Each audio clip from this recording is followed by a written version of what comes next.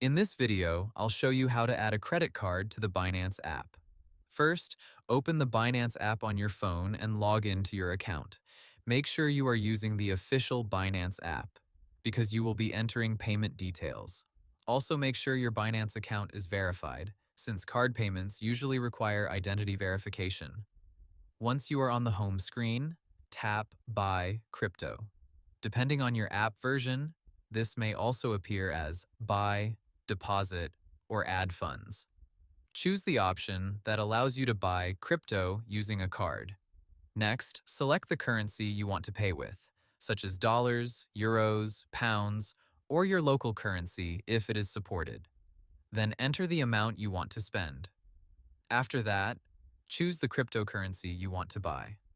For example, you can select USDT, Bitcoin, Ethereum, BNB, or another supported coin. If your goal is simply to add money for trading, many users choose a stablecoin like USDT, but you can choose the asset that works best for you. Now continue to the payment method screen. Look for credit or debit card, then tap Add New Card. Enter your card number, expiration date, security code, and billing address if Binance asks for it. Make sure the card details are correct and that the card is in your own name. In many cases, Binance requires the cardholder name to match the verified name on your Binance account. Before saving or using the card, review any fees, limits, and payment rules shown on the screen. Some banks may block crypto-related payments, so the transaction may not work with every card.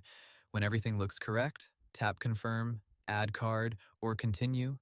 Your bank may ask you to verify the card using a one-time password, banking app approval, or 3D secure confirmation.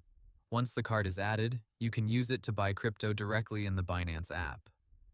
To check or manage your saved cards later, go to the Payment Methods section during checkout, or open your account settings if Binance shows card management there. And that's how you add a credit card to the Binance app. Hope the tutorial was helpful, subscribe to my channel, and see you in the next video.